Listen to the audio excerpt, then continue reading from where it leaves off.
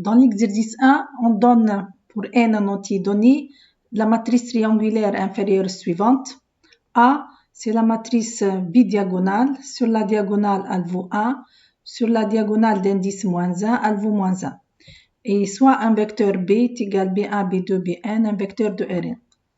On considère le système S1, AX est égal à B, et on demande d'écrire l'algorithme de la méthode de descente pour résoudre S1, puis compter le nombre d'opérations. Donc, le système AX est égal à B est équivalent à, si on note X est égal x1, x2, xn, on obtient, donc dans la première équation, on va avoir x1 est égal à b1. Puis, dans la deuxième équation, on va avoir moins x2 plus x1 qui est égal à b2. La troisième, on va avoir moins x2 plus x3 qui est égal à b3, jusqu'à la dernière équation où on va avoir moins xn moins 1 plus xn qui est égal à bn. On utilise ici la méthode de descente où on va calculer x1 qui est égal à b1. Puis on va déduire x2 connaissant x1 qui est égal, ici c'est moins x1 plus x2 qui est égal à b2. Puis x2 qui est égal à b2 plus x1. Ensuite x3 qui est égal à b3 plus x2. En général, xk est égal à bk plus xk moins 1, jusqu'à la fin, xn qui est égal à bn plus xn moins 1. Le nombre d'opérations pour calculer x2, x3 jusqu'à xn, et donc on a besoin seulement de n-1 addition. En général, lorsque la matrice est pleine, pour résoudre un système triangulaire, on a besoin exactement de n carré opération. Pour cette matrice simple, on a besoin seulement de n-1 addition. Dans la deuxième question, on demande de calculer la matrice L1 de la méthode de Gauss-Seidel pour résoudre ce système S1. Ici, A est égal donc à D moins E moins F, où F, puisque A est une matrice triangulaire inférieure, donc ici, avec F est égal à 0. Et donc, dans la méthode de Gauss-Seidel, la matrice d'itération L1 est égale à la partie inférieure de la matrice, donc c'est exactement D moins E, moins 1 fois F, donc est égal à 0. Matrice nulle ici. Et donc, ρ de L1 est égal à 0. Donc, la méthode de Gauss-Seidel converge. En général, si on a une matrice triangulaire inférieure, la matrice de Gauss-Seidel converge en une itération. Puisque connaissant x0 donné, le x1 serait solution de d moins e fois x1 qui est égal à f fois x0 plus b. Mais comme f est égal à 0, si la matrice est triangulaire inférieure, on en déduit que d moins e fois x1 qui est égal en fait a fois x1 est égal à b, et donc x1 est égal x bar, solution du système AX est égal à B. Dans la troisième question, on considère le problème quadratique. J de x est égal à n demi de a tilde x scalaire x moins b scalaire x, où a tilde c'est la matrice A plus A transposée. On va montrer d'abord que la matrice A tilde est symétrique définie positive. Donc on a J de x qui est égal à n demi de A tilde x scalaire x moins b scalaire x pour A tilde est égal à A plus A transposé. Dans ce cas, la matrice A tilde, si on fait la somme de A plus A transposé, on va avoir la matrice classique qui vaut 2 sur la diagonale, moins 1 en dessus, pour les diagonales sur les diagonales d'indice 1 et moins 1 et 0 à l'extérieur. Donc A tilde, c'est une matrice tridiagonale. Bon, on a vu que cette matrice est symétrique. Bon, A tilde est symétrique. Et on a même montré qu'elle est définie positive. Je rappelle qu'on a calculé A tilde x scalaire x et on a montré que ça c'est égal à x1 carré plus x1 moins x2 au carré plus xn moins 1 moins xn au carré plus xn au carré qui est strictement positif si x est différent de 0. Pour x appartenant à Rn, on demande de calculer de rappeler gradient g de x et montrer que la fonction j est convexe. Donc ça c'est petit a, ici c'est petit b. Bon, si on a un problème quadratique de type minimiser j de x de la forme 1 demi a tilde x scalaire x moins b scalaire x avec a tilde symétrique, on rappelle que gradient j en x est égal à a tilde x moins b. Comme a tilde est symétrique définie positive, j est donc convexe et elle est même strictement convexe. Et strictement convexe, je rappelle ici, pour montrer qu'elle est strictement convexe, on a montré que gradient j en x moins gradient j en y, scalaire x moins y, qui est égal à tilde x moins y, scalaire x moins y, comme a tilde symétrique définie positive, ça strictement positif, quel que soit x différent de y. Et on va déduire que x bar est solution de problème de minimisation suivant, si seulement si x bar est solution du système S2 qui est a tilde x est égal à b. Donc on considère le problème 2, minimiser j du x appartenant à Rn, comme j est convexe et elle est différenciable, donc x bar. Bon, on sait que si la matrice A tilde de j est symétrique définie positive, le problème admet une solution unique. Donc x bar ici est égal à argmin de j de x appartenant à Rn, si seulement si gradient j en x bar est égal à 0. Et ça c'est vrai, donc si seulement si a tilde x bar est égal à b, et donc x bar solution du système ax a tilde x est égal à b, qui est le système 2.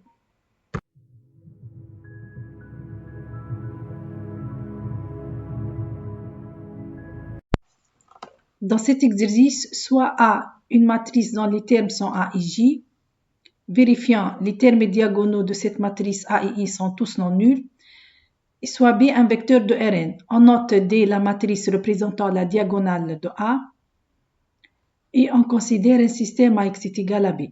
Pour résoudre le système S AX est égal à B, on considère la méthode itérative dxk plus 1 est égal à dxk moins oméga AXK plus oméga B, en partant d'un x0 donné où oméga est un réel strictement positif. À quoi correspond cette méthode pour oméga est égal à 1? Donc, si oméga est égal à 1, on obtient la méthode dxk plus 1 est égal à d moins 1 xk plus b. C'est la méthode de Jacobi. On suppose dans la suite, dans la deuxième question, que la matrice A est à diagonale strictement dominante, c'est-à-dire qu'elle vérifie cette condition, quel que soit I. Deuxièmement, A est à diagonale strictement dominante, c'est-à-dire elle vérifie A et I, module de A et I strictement supérieur à la somme pour J différent de IJ est égal à N de module de A et J, quel que soit I est égal à N. On sait que si A est à diagonale strictement dominante, donc les deux méthodes de Jacobi et Gauss-Seidel convergent, en particulier la méthode de Jacobi converge. Ensuite, on demande d'écrire xk plus 1 sous la forme xk plus 1 est égal à une matrice J d'oméga xk plus un vecteur c oméga, où la matrice J oméga et le vecteur c oméga sont à déterminer. On rappelle que la méthode itérative est dxk plus 1, qui est égal à d fois xk moins oméga axk moins b. Comme d, comme la matrice diagonale D est telle que tous ces termes diagonaux sont tous non nuls, donc la matrice D est inversible. Si on applique D-1, on va avoir donc xk plus 1 qui est égal donc D-1 fois D xk, donc xk, moins oméga D-1 A xk plus oméga D-1 fois B. Et ça, on peut l'écrire facilement sous la forme I moins oméga D-1 fois A, de tout xk plus oméga D-1 fois B. Donc, la matrice J d'oméga, c'est cette matrice, et ça, c'est le vecteur C oméga. Donc, J oméga est égal I moins oméga D-1 fois A, et C oméga qui est égal oméga D-1 fois B. Ici, J d'oméga, c'est la matrice d'itération de cette méthode. Ensuite, on demande de calculer les coefficients de J d'oméga. Donc, calculer les coefficients de la matrice d'itération J d'oméga, puis on va déduire la norme infinie de J d'oméga. Comme J d'oméga est égal I moins oméga fois D moins A, qui est égal donc la matrice identité moins oméga fois D moins A fois A. Or, les coefficients de D moins A et J est égal à IJ sur le terme diagonal A et I. Et donc, on va avoir moins oméga fois A1 sur A1, on va avoir 1. Donc, sur la diagonale, on va avoir 1. Ensuite, on va avoir ici 1, 1, 2 sur A1, jusqu'à AN sur A11. Pour la deuxième ligne, on va avoir ici A21 sur A22. Le terme diagonal, c'est 1 jusqu'à donc A2N sur A22. Et donc, même chose jusqu'à la dernière ligne, on va ici avoir AN1 sur AN1, ANN, jusqu'à AN, N-1 sur ANN. Si on fait la différence, ça c'est égal. Donc, 1 moins oméga fois 1, on va avoir sur la diagonale 1 moins oméga.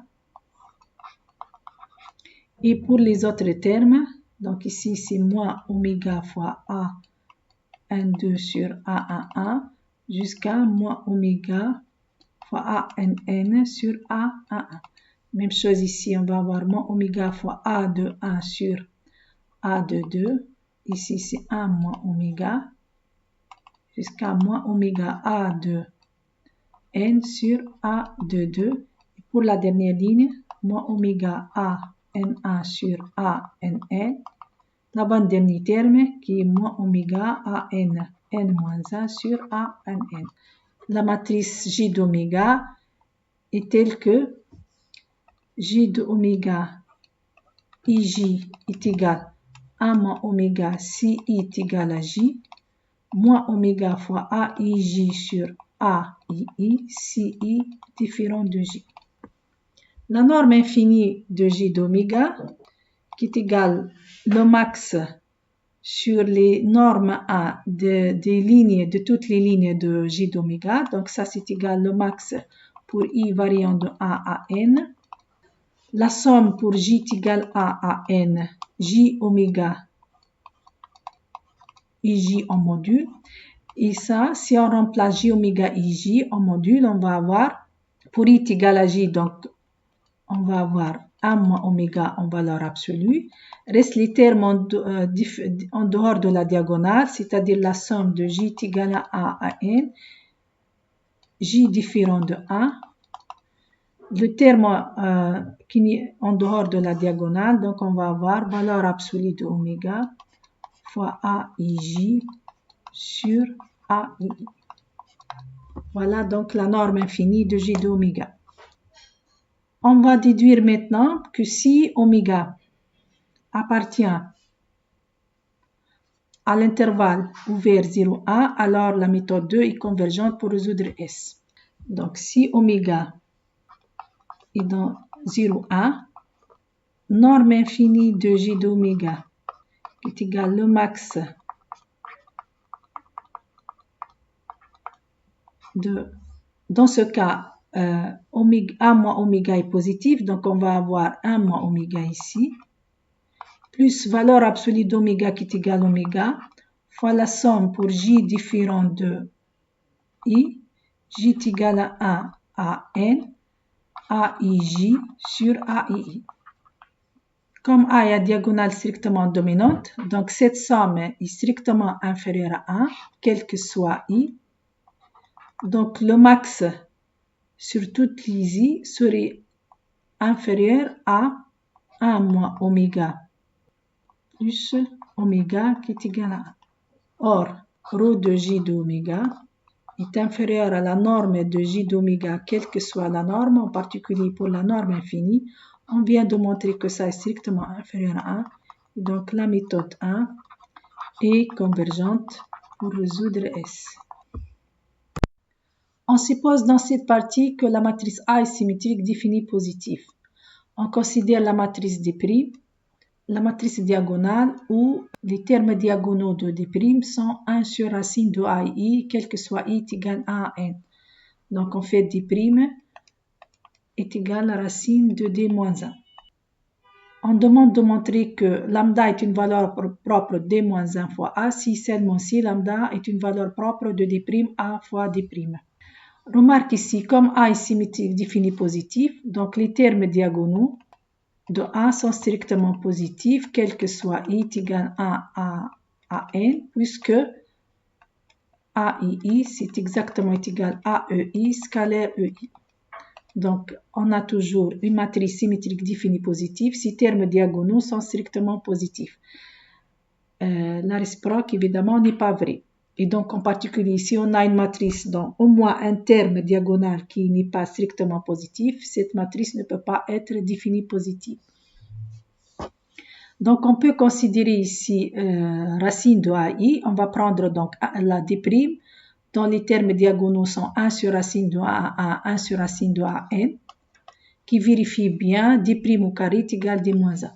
On va montrer d'abord que le spectre de D moins 1 fois A est égal au spectre de D' A fois D'.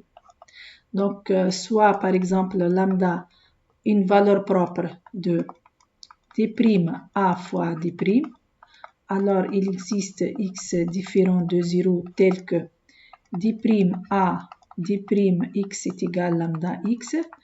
Et donc, si je multiplie par D' qui est inversible, je vais avoir l'égalité reste vraie. Donc, on va avoir D' fois D' fois A fois D' x qui est égal à lambda fois D' x.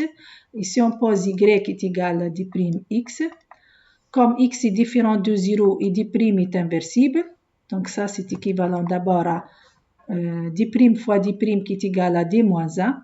D moins 1 fois A, y est égal à lambda y, avec y différent de 0, puisque y est égal à D' fois x, et la matrice D' est inversible, x est différent de 0. Et donc, ceci est équivalent à dire que lambda appartient à SP de D moins 1 fois A. On va montrer par la suite que la matrice D' A D' est symétrique définie positive. On a facilement D' A D' transposé est égal à D' transposé, mais D' transposé est égal à D' puisque D' est diagonale, fois A transposé qui est égal à A, fois D', donc c'est égal à D' A fois D'. Et donc, D' A fois D' est symétrique. Bon, pourquoi maintenant elle est définie positive? On va appliquer la définition. D' A D' x scalaire x est égal à, si on transpose D' est égal à D' x scalaire D' transposé, mais D' transposé est égal à D' x. Et ça c'est égal à, si je pose ce vecteur y, donc AY scalaire y. Et ça, c'est strictement positif, quel que soit x différent de 0. D' A D' x scalaire x qui est égal à y scalaire y strictement positif, quel que soit x différent de 0, car si x différent de 0, et comme y est égal à D' fois x et D' est inversible, donc y est aussi différent de 0. et donc d'A fois d'I' est symétrique, défini positif. On va déduire de ça que toutes les valeurs propres de la matrice D-1 fois A sont réelles et strictement positives. Et ça, c'est évident puisque d'A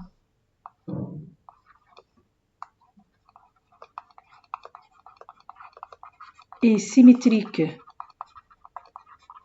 défini positif. Donc, son spectre, donc toutes les valeurs propres de d'A' d'I' sont réelles strictement positives. Spectre de d'A' d'I' est inclus dans R plus étoile.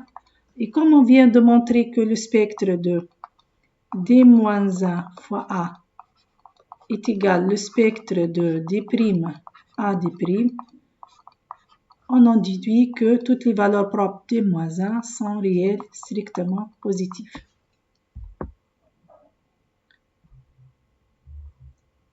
On va considérer maintenant lambda A et lambda n respectivement la plus petite et la plus grande valeur propre D-1 fois A, qu'on vient de montrer qu'elles sont réelles et strictement positives. On demande de montrer que lambda n sur lambda A est strictement positif. Ça, c'est évident puisque les valeurs propres sont strictement positives. On va maintenant montrer que lambda n sur lambda A est inférieur à conditionnement 2 de D-1 fois A. Donc, lambda A est égal min de lambda pour lambda appartient à SP de D-1 fois A. Lambda n est égal max de lambda pour lambda appartient à SP de D-1 fois A. On sait que lambda A est strictement positif inférieur ou égal à lambda n et donc on en déduit que lambda n sur lambda A est strictement positif. Comme toutes les valeurs propres de D-1 fois A sont positives, réelles et positives, donc ici on en déduit que lambda n est égal au rayon spectral de D-1 fois A. Et on sait que le rayon spectral de D-1 fois A est inférieur ou égal à la norme de D-1 fois A, quelle que soit la norme. En particulier, si on considère la norme matricielle subordonnée associée à la norme vectorielle, donc ρ de D lambda n serait inférieur ou égal à la norme D-1 fois A. Si on considère maintenant l'inverse D-A, le tout moins A, on sait que les valeurs propres de l'inverse sont les inverses des valeurs propres. Et donc, le rayon spectral de D-A-A sera le max de 1 sur lambda I pour lambda I, une valeur propre de D-A fois A, qui est égal donc 1 sur min de lambda I, donc est égal 1 sur lambda A. De même, donc 1 sur lambda A, qui est égal ρ de D-A, le tout moins A. Ça, c'est inférieur ou égal à la norme de D-1 fois A moins A, la norme 2.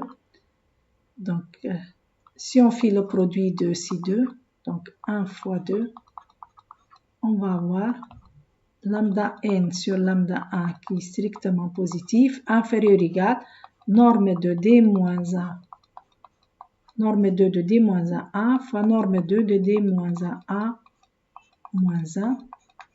Et ça n'est autre que conditionnement 2 de D-A.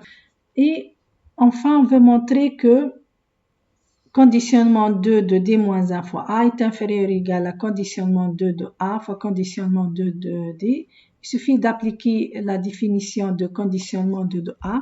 On sait que la norme de produit inférieur produit des normes. Donc ça, c'est inférieur norme D-A fois norme 2 de A.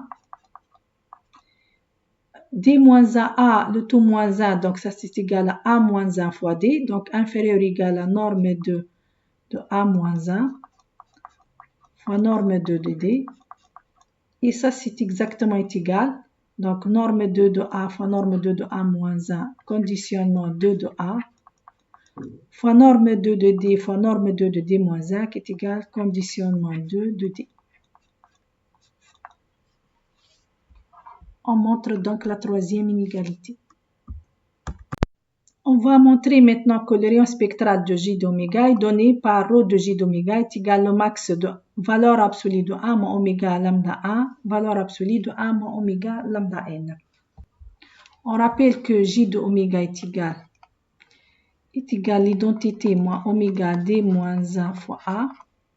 Donc, le spectre de J d'oméga est égal à 1 moins oméga fois le spectre de d moins 1 fois A, qui est égal à l'ensemble 1 moins oméga lambda, lorsque lambda décrit les valeurs propres de d moins 1 fois A. Soit, donc, quel que soit en fait lambda appartient à SP de d moins 1, on a montré que toutes ces valeurs propres sont réelles. Remarque en général, si A est symétrique, si on multiplie A par une matrice diagonale, des fois A n'est pas symétrique et on peut avoir des valeurs propres qui ne sont pas réelles. Et donc, on va avoir, quel que soit lambda appartient à SP de d moins 1 fois A, 1 moins oméga lambda entre 1 moins oméga lambda n, inférieur ou égal à 1 moins oméga lambda 1.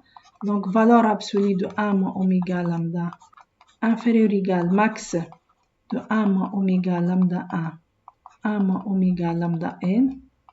Ceci varie quelle que soit la valeur propre de SPD-1. Et donc, quelle que soit la valeur propre de J d'oméga, J module de cette valeur propre inférieure à ce max. Et donc, j'en déduis que ρ de J d'oméga est inférieur ou égal à ce max.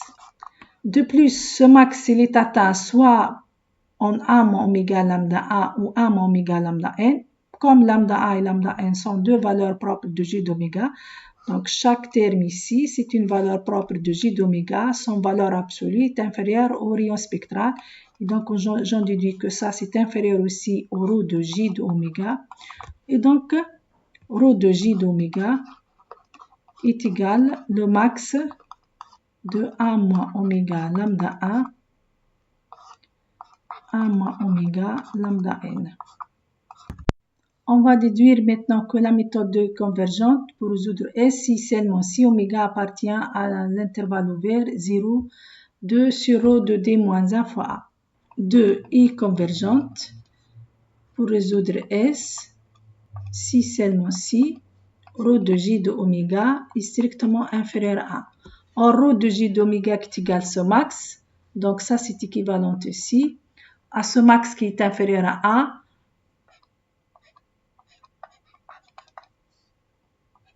Et ceci est vrai si seulement si, donc on doit avoir 1 moins oméga lambda A en valeur absolue strictement inférieure à A et 1 moins oméga lambda n en valeur absolue strictement inférieure à A.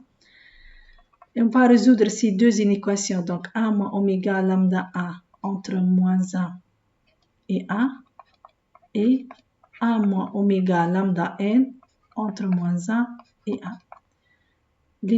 Ces deux sens vont donner oméga fois lambda A strictement positif. Et ça, c'est vrai quel que soit oméga. Et comme on sait que les deux valeurs propres sont strictement positives, donc c'est toujours vérifié. Donc on va avoir, par contre, cette inéquation va donner oméga lambda A inférieur à 2 ou encore oméga inférieur à 2 sur lambda 1 qui est strictement positif. Même chose pour la deuxième équation, 0 inférieur à oméga inférieur à 2 sur lambda n. Et comme on a un i, donc on va avoir l'intersection. Mais comme 1 sur lambda n est inférieur à 1 sur lambda 1, donc l'intersection de deux intervalles 0, 2 sur lambda 1 et 0, 2 sur lambda n donne l'intervalle 0, 2 sur lambda n. Donc oméga appartient à 0, 2 sur lambda n. On rappelle que lambda n ici est égal à ρ de d moins 1 fois A. Donc appartient à 0, 2 sur ρ de d moins 1 fois A. Maintenant, sachant que la méthode converge pour tout oméga dans l'intervalle ouvert 0, 2 sur ρ de d moins 1 fois A, on cherche le oméga étoile dans cet intervalle qui assure la convergence la plus rapide. Puis, on demande à la fin de calculer le rayon spectral de J de oméga étoile et vérifier qu'il est égal à ça. Le oméga étoile appartenant à l'intervalle 0, 2 sur ρ de d moins 1 qui assure la convergence la plus rapide est tel que ρ de J de oméga étoile est inférieur ou égal à ρ de J d'oméga, quel que soit oméga appartenant à l'intervalle 0, 2 sur ρ de d moins 1 fois A.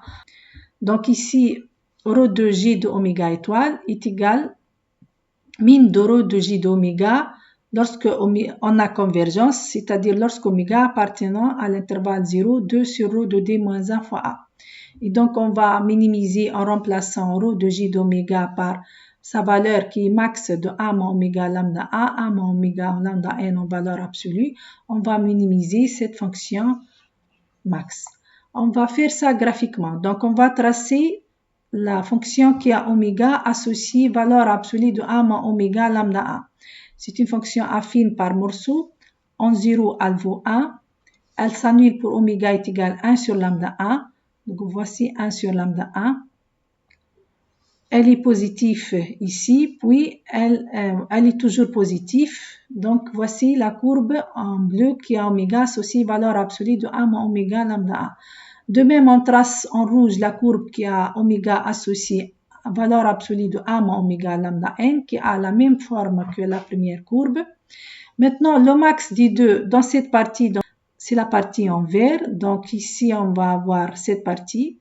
Donc, ρ de J d'oméga, ici, c'est ça. Puis, pour oméga, dans cette partie, on va avoir la deuxième fonction en rouge.